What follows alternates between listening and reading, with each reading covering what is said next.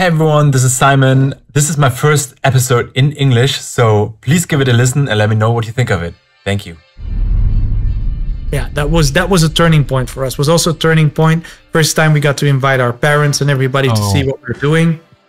So that for us was probably the most pivotal show for our career. Willkommen bei Hungry, dem Podcast für alle, die hungrig auf Kreativität, Inspiration und neue Ideen sind. Ich bin Simon Heger, Mitgründer von 2, Musikproduzent und Unternehmer. In jeder Folge lade ich spannende Gäste zu mir ein und während wir aufs Essen warten, reden wir über die Themen, die uns antreiben. Kreativität, Mindset und den Weg zu beruflicher und persönlicher Erfüllung. Today's guest is EDM superstar and actor Dimitri Vegas. Essen ist auf dem Weg, also let's go.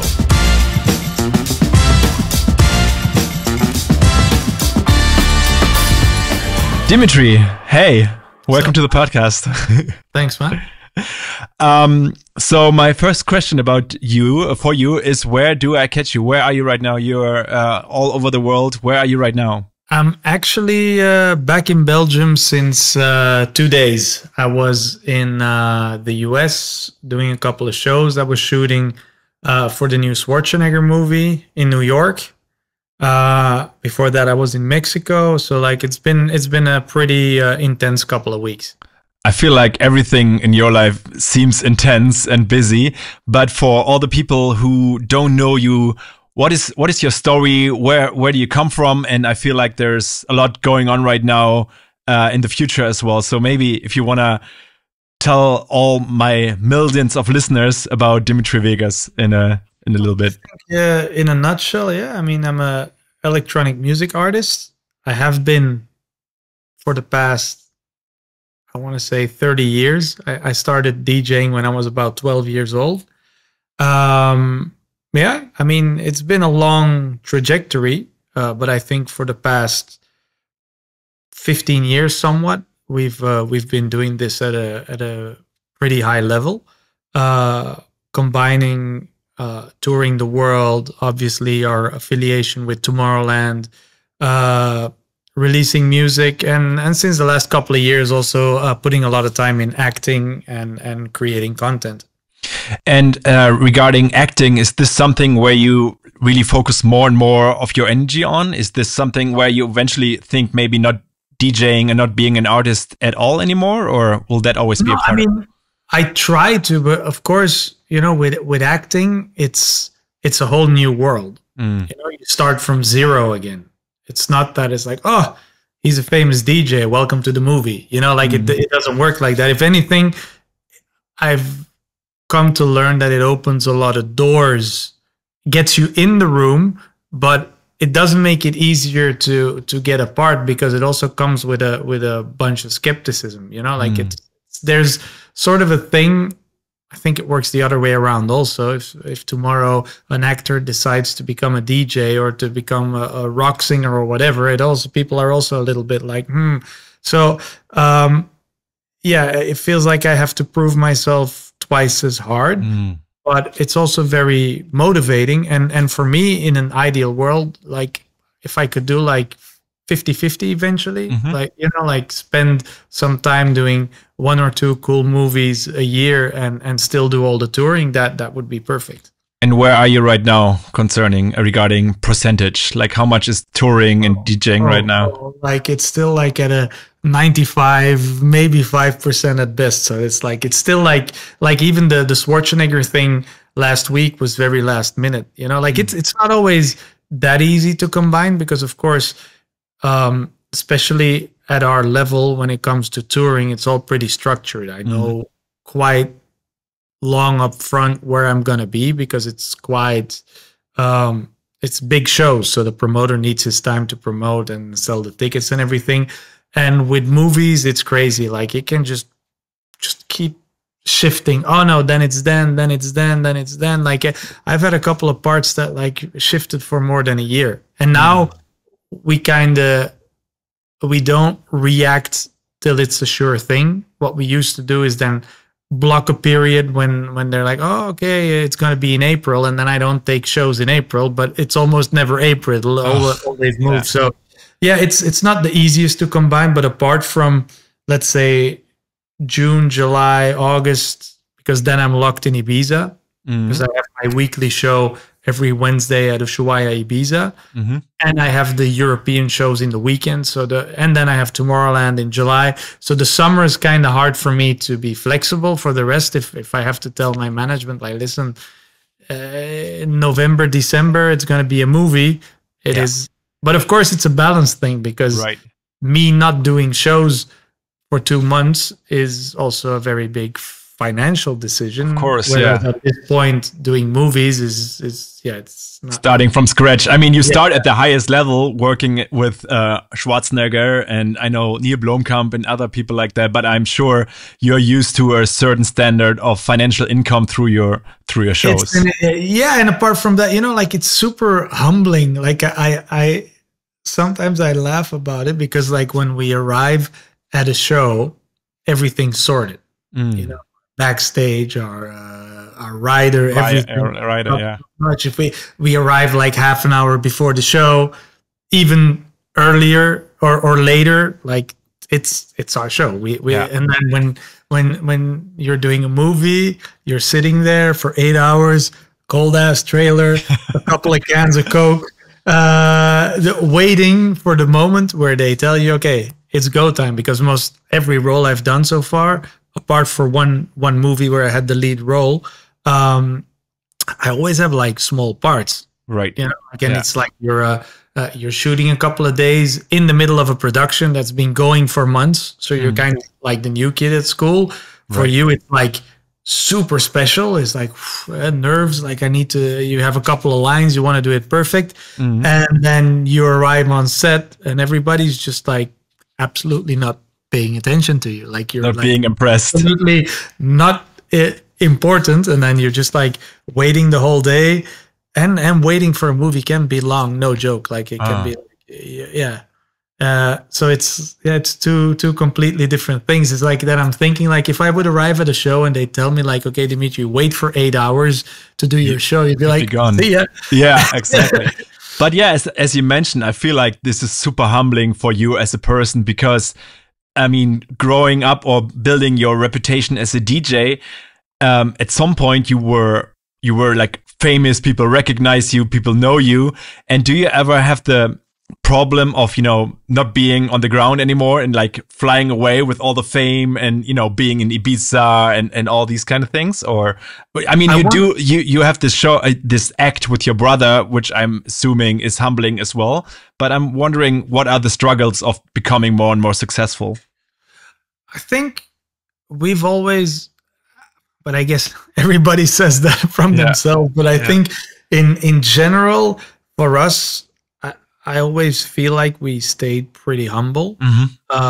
Maybe it's because we didn't get like really popular till I was like already 30-ish. I think it makes a big difference when you're 20 or you're already grinding for more than 15 years to be at a certain level. I think the people around us, maybe it's a European, Belgian thing, like our management also, like our manager is the owner of Tomorrowland. We signed with them when Tomorrowland wasn't Tomorrowland, it was just a Belgian festival. But one of my managers and the other manager came a couple of years later, and we're still with the same team, still the same family. Like my manager has become like a brother to me. Like everybody around us has always been quite humble, and we've always been very, down to earth. Kept it quite real. And again, like the combination with the management's already a funny thing, because like Tomorrowland also exploded in an incredible, crazy way. So it's always been that kind of thing where everybody was doing crazy things, and everybody always tried to stay as normal as possible. I mean, Tomorrowland is a good example. I'm curious, like being a DJ, 12 years old, starting stuff with your brother and grinding in, and I think you've spent a lot of time in Ibiza, even at an early age, but not being that successful. How did the whole Tomorrowland thing happen, and what did it bring you, or how did you develop from that? It's a long story, like I started when I was 12. by myself, and I was terrible at school. I mean, not at school itself. I was just very terrible at being present at school, meaning that I was just like skipping school the whole time. Eventually they caught on to it. Like I was skipping school for months and months, and it's crazy. Like if I think about it now, it's insane. I don't know how I pulled it off, but somehow I did. And then at a certain point, my mom came with an ad from Neckerman back in the day saying, do you want to work in Ibiza, Mallorca, Greece, Tenerife? And the only thing I saw was like Ibiza. I'm like, of course. Yeah. Yeah. So she convinced me. And the reason, I mean, I can understand when people hear that, they'd be like, why would a mother send her troubled son away to, you know, but my mom actually did that job as an animateur, as an entertainer when she was younger. And that's how she met my dad. So she knew what it was. And I just thought, like, I just need to go to those places, find a job as a DJ, and kind of use that as my way to get there. So I signed up. I got the job. Obviously, they were on to me from the first minute, and they're like, we're not going to send that guy to Ibiza. So they sent me to the north of Mallorca. Oh, no. And as a children's entertainer. No joke. Really? Dimitri, you don't know that about me, but I used to be a children's entertainer as well. There you go. So you know. It's a very very different thing. So I arrived there as a little street gangster from Belgium, doing children's animation in Cala Millor in Mallorca. Oh, nice. But that season really humbled me, turned me around, because I started to get a lot of appreciation for that job. I was super good with computers. I had my own laptop, which nobody had at that point. I arrived at that hotel. They were still making posters, like cutting out the letters. So I arrived there. I just turned the whole thing upside down. I found a job as a DJ at night in a club. So I went into the club. I'm like, listen, I'll bring you people from the hotel. I want to DJ here. So I kind of had my first feeling of the hustle and the combination of using my leverage as an entertainer to get jobs as a DJ. So that worked out great. Next year, I got a job in Ibiza. Again, as an entertainer? I was the sound and lighting guy and the DJ of a small club in the basement of the hotel. And I was DJing at the pool after the animation show in an 18 to 30s hotel called Club Playa d'Embossa in Playa d'Embossa, and I stayed there in the basement, basically. The funny part is then everything goes on. I still do a couple of years of animation. I always combine the animation with the DJing. I started working together with my brother, because that year in Ibiza, my brother, who was then 17, followed me to Ibiza. He got fired as an entertainer because they figured out he wasn't 18, because he was born 2nd of 12, and on his papers we wrote 12-2, and nobody would notice, but they did. So he spent the whole season selling tickets for clubs, and at a certain night when I was DJing, he showed up at my party. He was emceeing on my set. People loved it, and that was kind of the seeds that were planted for Dimitri Vegas and Like Mike. Fast forward a couple of years, we decided to like build on this thing together. My brother stopped working abroad. He moved to Belgium, and he's like, listen, Dimitri, just come back to Belgium. Let's focus on making music. Let's build this thing that we have together. And my last season in Greece, it was in Zante. I ended up quitting my entertainer job because I got offered a job as a DJ full time. And I'm in Greece. In Greece. And I was the DJ of 2 clubs, and I'm like, yes. They offered me an apartment, offered me a monthly fee to DJ. I'm like, I made it. This is exactly what I want. Reality was that I was DJing 6 days out of 7, 8 to 10 hours a night into club. After that season, I was done. That's like manual labor, really. Yeah, like I'm like, work. You know what? If I ever want to get it to the next level, we need to focus more on producing. Of course, I knew how to produce, but not as well. Like we really focused. My brother also went next level into learning everything. So, yeah, sorry, it's a long story. No, it's cool. I didn't know that. So. Everything goes on and goes on. So, okay, Dimitri Vegas and like Mike has the evolution. At a certain point, we're getting some tracks that are getting some traction. Swedish House Mafia playing our stuff, Tiesto playing our stuff. And at a certain point, we have the choice of becoming one of the artists of certain bigger groups, because at that point a lot of big DJs were signing smaller DJs. But that summer, coincidentally, we played at Tomorrowland at a very small stage, and we took over the festival. Like the whole, like it was crazy. It was some crazy Project X kind of stuff happening. And after the festival, Michiel, the owner of Tomorrowland, reached out and he's like, "Listen, we're looking for 2 guys to, like be the resident DJs and the face of the festival. Would that be something that you guys are interested in?" And again, at that point, Tomorrowland's like a big, huge festival in Belgium. But not more than that. Not really abroad. But we were like, we're thinking, are we going to connect ourselves to other artists? We're going to do our own thing. Like we saw the potential, because Tomorrowland was crazy, like what they were doing. People just didn't know about it. And for some, because if I look back at it, it's still weird that we took that option, because for sure it wasn't the most obvious one. Yeah, you had better options with other DJs. I mean, better in hindsight, no, but at that point, if I would put, I'm not going to name names, but if I would put the options in front, it'd be like, okay. Why did we do that? Yes, so we took that one, and clearly the right choice. I'm not gonna. I could talk for another hour how everything. But fast forward another couple of years, I'm returning back to Ibiza after a couple of years of residency in Amnesia to Ushuaia, and the funny thing is that Ushuaia was actually that cheap hotel that I played all these years before. It evolved to the biggest club in the world. So every year still I return to Ibiza to play by that same pool that I played 20 years ago. That's just crazy. At a completely different level as well for the hotel as ourselves. So it's still always a full circle moment every year. That's beautiful. I'm assuming your salary went up a little bit as well since then? Yes, and I'm not sleeping in the basement anymore. So No. Well, that's awesome. One question I have about your story is the small stage at Tomorrowland that you guys took over.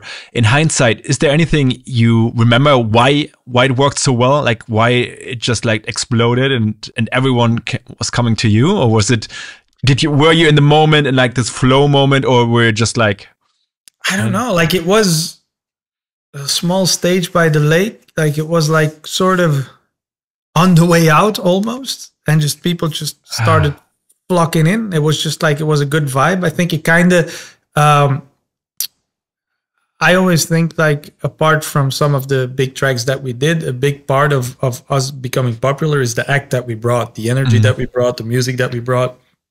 And I think that just kind of showed that. And for Tomorrowland, it just made sense for them.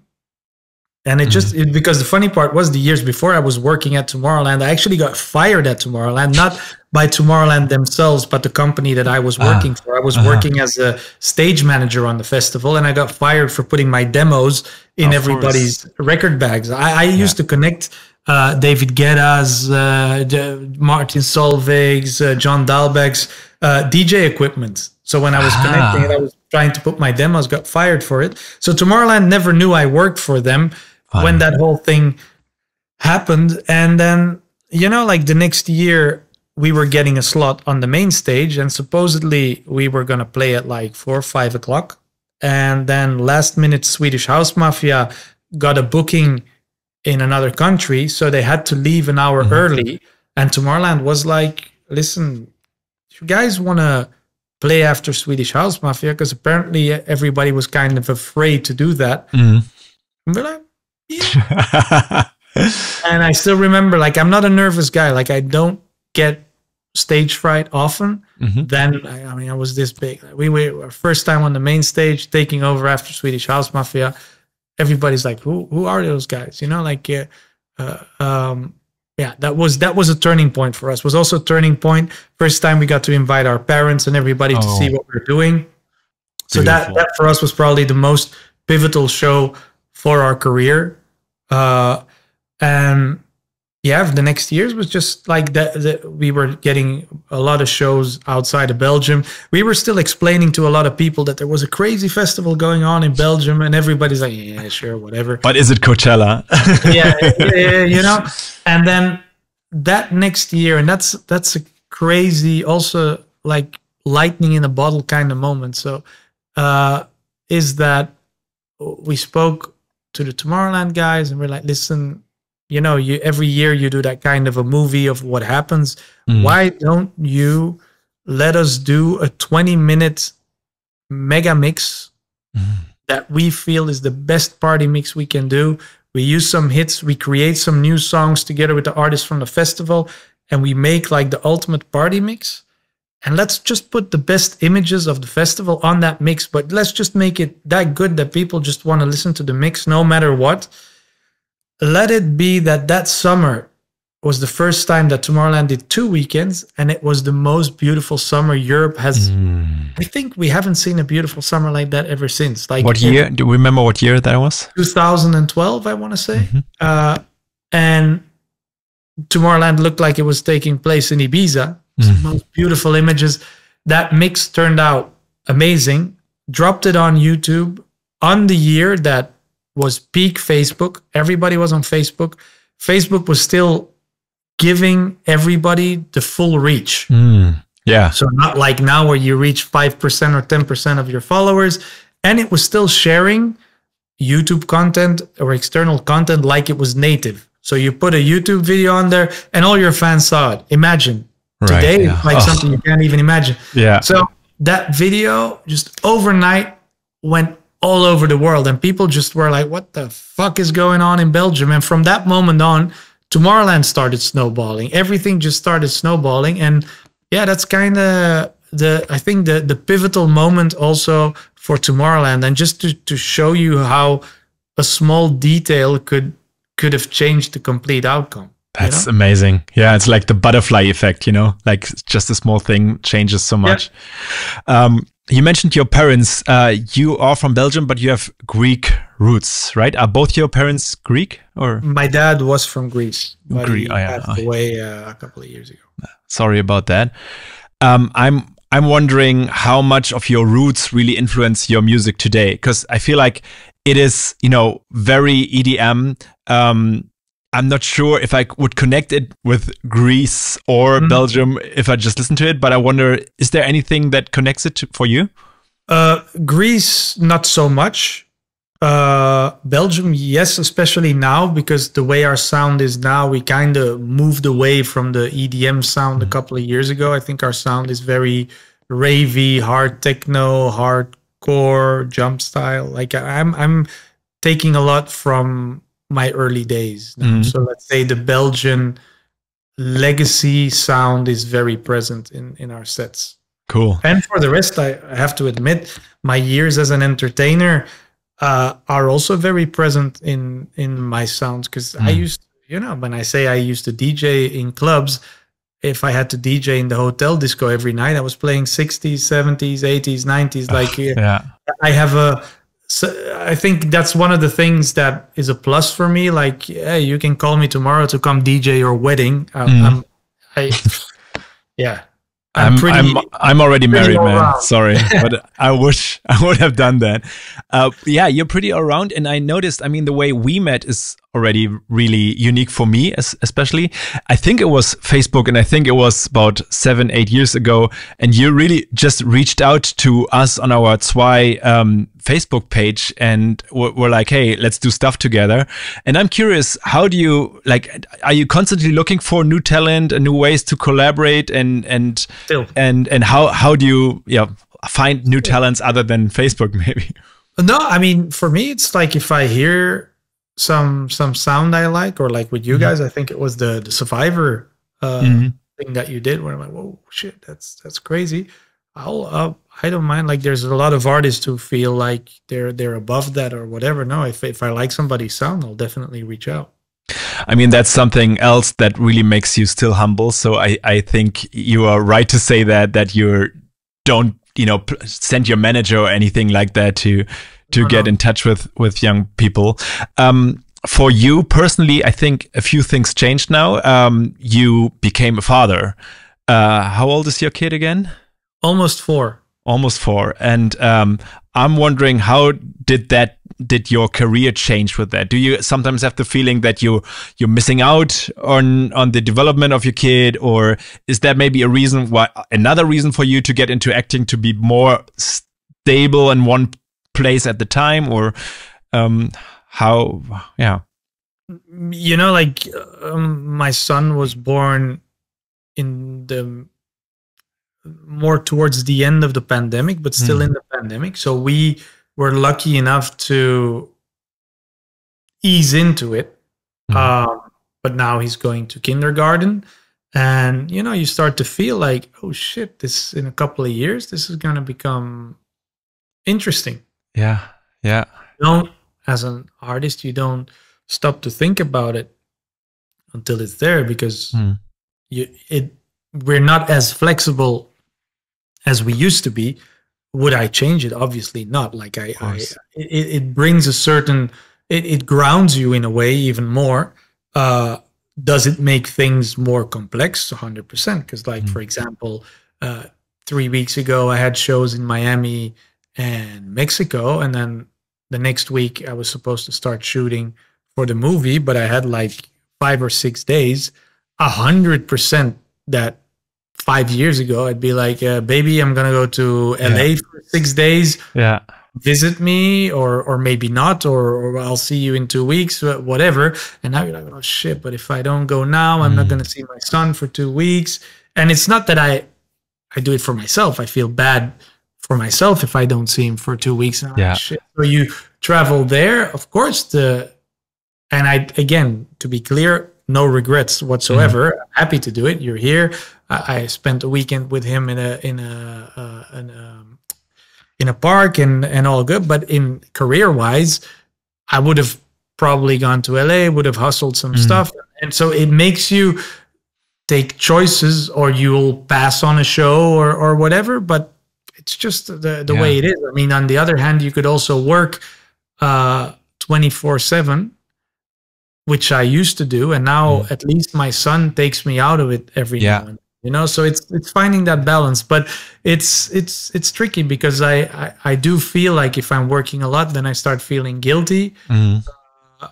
So yeah, it makes it more complicated. I can really relate, because I became a father recently, and I really noticed that right now my work, I'm just doing less work, and on some level, I think I need to hustle. I need to, be make money for my family.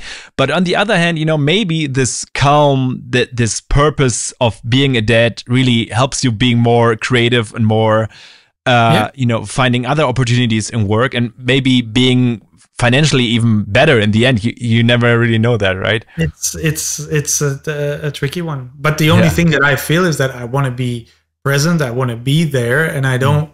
Because in a way, like when you talk to some people, and which is also not untrue, you don't know how the world is going to look for artists in 5 years, for a specific artist, for a specific genre, or artists in general. I mean, who knows? In 5 years, everybody's listening to AI robots on a big screen. We don't know. It might sound ridiculous at this point. On the other hand, who would have, if you would have said 10 years ago, everybody's listening to music right now on 15-second TikTok clips, you'd also I don't think so. So the mindset or the idea of a lot of people is like, okay, make as much money as you can now. And I'm thinking like, but my son is young now. So if I work really hard for the next 15 years, you miss a lot of. Gonna be an adult, I like with everything, we've always tried to find the balance. I don't think we're definitely not the craziest touring artists, mainly thanks to my brother, who's always been very picky and very adamant on not overloading the schedule, which sometimes might have been a bit frustrating for me. But on the other hand, I'm also thankful for, because I have a lot harder time saying no. So that balance has also made sure that we've never went into overdrive when it came to touring. Right. Yeah, I'm sure it also helped your mental health. I mean, this documentary about Avicii just came out, and about his life, and I think he overloaded a little bit of everything. And this seems like you guys found a healthy balance that wouldn't happen. Or were there moments in your career where you felt like, okay, this is mental overload, we need to stop?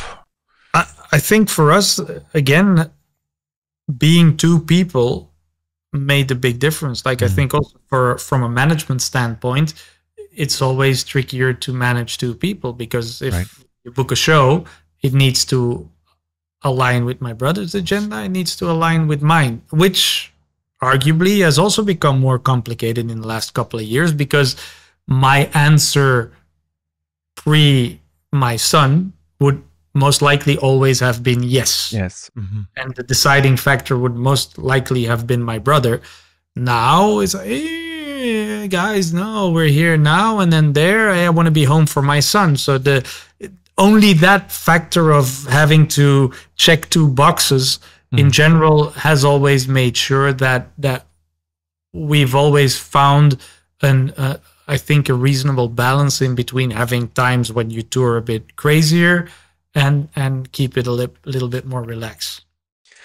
Nice. Wow, that sounds really great. I know you're busy, guys, so I want to wrap this up. And we have a tradition in this podcast where the last guest leaves a question for the next guest, not knowing who it is.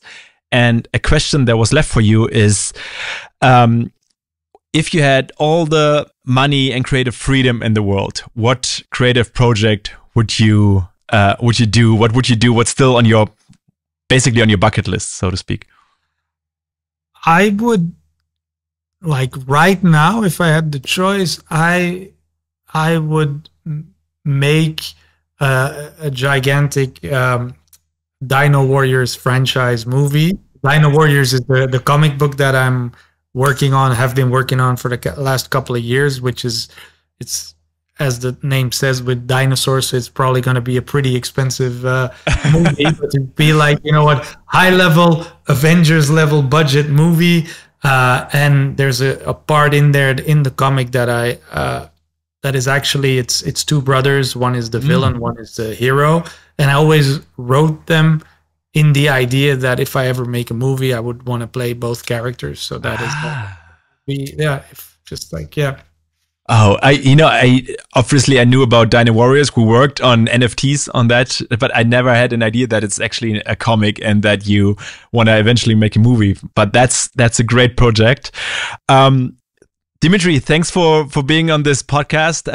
I really hope we continue working together in the future and maybe meeting or seeing each other again in wherever, LA or Europe or Ibiza. Thanks and take care. Bye-bye. You too, bro. Take care. Das war Hungry. Ich hoffe, die Folge hat euch inspiriert und neue Impulse gegeben. Wir sehen und hören uns beim nächsten Mal. Bis dahin, stay hungry.